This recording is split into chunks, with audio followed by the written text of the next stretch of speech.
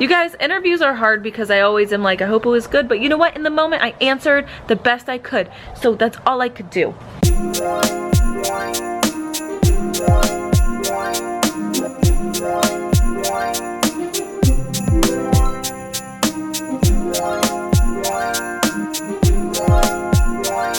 Hello you guys, welcome back to my channel. Now, if you're not new here, you know that I have been looking for a teaching job. I'm in my 3rd year, about to finish, and right now it's May 20th, I think, or May 19th, May 19th, and I just had a 2nd interview. So I'm super excited to share with you guys the interview questions I was asked, and honestly, they were really good. It actually surprised me how good they were because they were questions phrased in a way that I had to think about, but they were good questions, and I respect the good questions. All right, so I had the interview yesterday, and it was over Zoom, which is very good because this district is 2 hours away from, no, it's an hour and a half away from me, and I would like to work for this district. They do pay a little less than what I would like. They pay $1,000 less than what I would like, but I would still like to work there. I like where it's at. I like the area. I like that this school district is present on social media. I respect that. I like that. So yeah, I interviewed with them, and it was a 5-question interview, 20-minute 5-question interview. I have it right here. And I'm going to explain to you what they asked me. I'm gonna give you guys, hi Ozzy. I'm gonna give you guys the answers I gave, but there is I swear this happens every time. After an interview, I always think of things that I should have said better. And I definitely had that experience this go around. So, going into this interview, I knew I wanted to emphasize why I like the district, so I wrote down notes. They didn't ask me actually why I chose to interview with this district. They started out the interview with just explaining the process.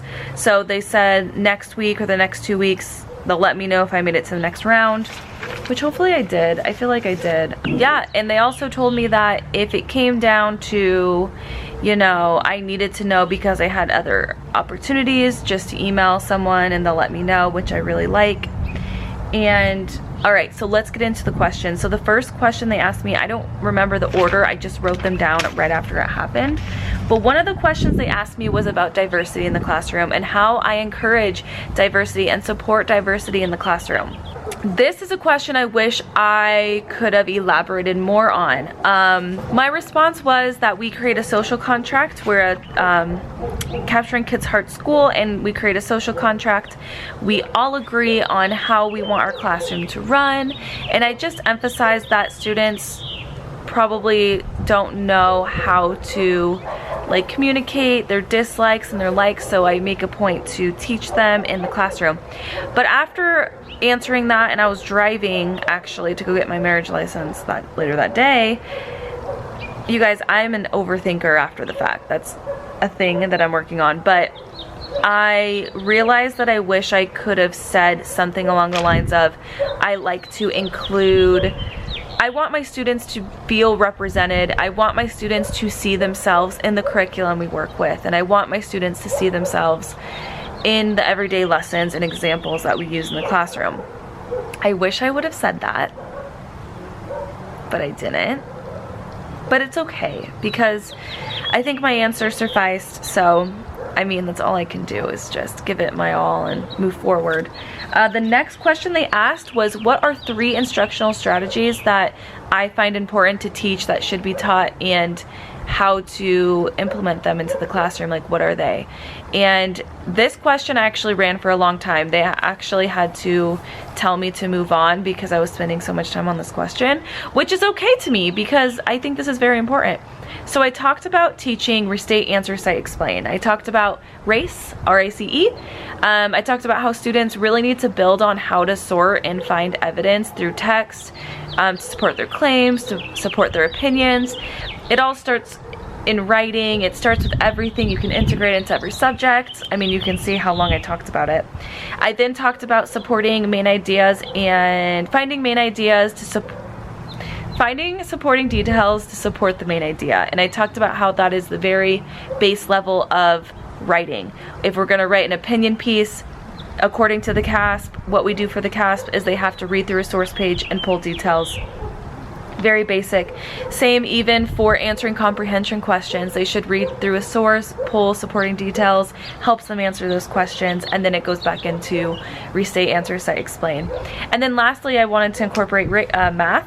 So I talked about CRA, and if you're not familiar with it, it's new to me too. I want to start incorporating it into my next year's instruction. But basically it means C is for concrete examples, R is for representational examples, and A is for, let me see, A is for abstract, and that's like numbers. And I really encourage you guys to look that up if you're not familiar. I do not feel like I am completely educated to teach you guys that strategy right now because I haven't even taught it myself. I've just read up on it. But once I start, you know, incorporating it with my kids, and once I am familiar with it, I will, well, I will 100% incorporate and talk to you guys about it more. But that is something I really liked. I wanted to incorporate it, and I said that in the interview. I said, you know what, I've only incorporated it a little bit, but I really want to focus in on it on the next school year. Okay, next question was, what do you want in a school district and what do you want to add to the school district? And this was actually the last question I remember. So I just talked about like being a team player. I said that I'm a team player. Like I really like to help other people, especially teachers. I really love helping teachers, and I really love helping people in general. I talked about how I hope and plan on being a mentor teacher for new teacher support, because if I didn't have, you know, I started as an intern teacher, and if I didn't have some kind of support somewhere, my first year would have been even worse than it was.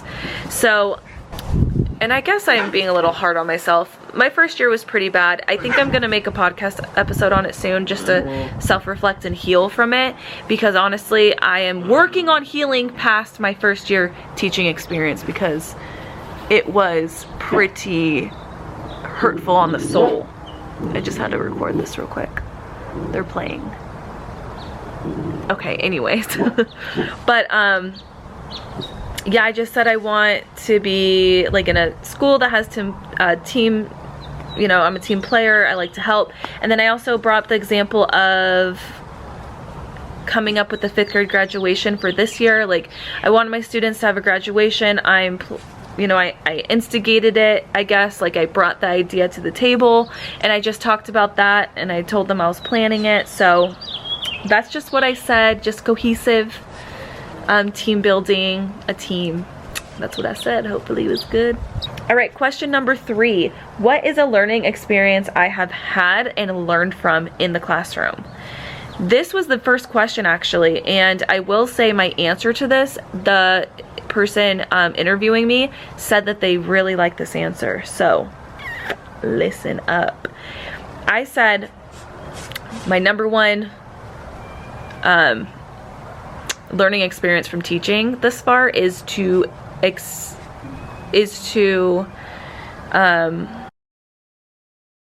is it called? I can't think. Oh, to assume nothing. To assume that my students know nothing. I learned that I need to assume that my students know nothing and I need to teach them everything I have. And that even goes for classroom rules. That's what I talked about. I gave the example of like I was teaching a lesson and students didn't know like what a railroad was or like what a train was or the Metro link. I used that example and then it taught me the importance of front loading everything and a lot of things. So I used that example. I also used the example of classroom expectations and rules. Like, I cannot assume my students know how to organize their desk. That is a fault on myself. I cannot assume that. I'm only hurting myself when I assume. So I talked about that. She really liked that answer, and I said I can't even assume the kids know how to write their names on their paper or read directions. And I even talked about coming up with this strategy of how to chunk our directions small enough and cross them off as we read the directions. So talked about that as well. They liked that answer. And lastly, the last question they asked me was, and this was the question I answered in like this, it gave me no, you know, this is just a very baseline question that I hear a lot. And it's, how does data and assessment drive my instruction? And I simply said, going back with the assumptions that I can't assume that students know or remember what they learned in the previous grade. I can't assume that. So that's why pre-assessment is so important. Getting a baseline to what the kids know, what I need to cover before I can get into the standards of the current grade. Excuse me. Tomato. Anyways. And then I just talked about how assessment drives my instruction. If I need to go faster, if I need to go slower, if I need to revisit something, who am I gonna pull for groups? Assessment drives everything. Assessment drives my teaching. That's what I said, and that took me like 30 seconds to answer that question. So, okay, you guys, I hope the video was very helpful. I posted a video on Saturday of Jake and I, my husband now. By the time you're watching this, I'm married, I have a husband. I'm so happy to say that, but we did a Q&A together just about the wedding of questions you guys asked. If you guys have not followed my podcast, please follow my podcast. I talk a lot about energy work, high vibe work, just feeling good where we are, self-development for teachers, like just being confident in who we are, what we do. Self-worth is huge, and that's just what I talk about in my podcast, link down below. This is what the image looks like right here. Also, if you're not following me on Instagram, go ahead, because I do Q&As every single month. You guys can get to know me more, pick my brain more. But yeah, you guys, it's end of May basically, and I still don't have a job, and it's interesting because I thought I would, but I'm literally, sorry, one second. I'm literally going to ride this out. I'm riding this experience out. I'm enjoying it. And I'm actually trying to create my own reality right now. I'm trying to really line up with what I want in a district, because you guys, it's been rough for me. It's been rough. Catch you guys in the next video. Bye.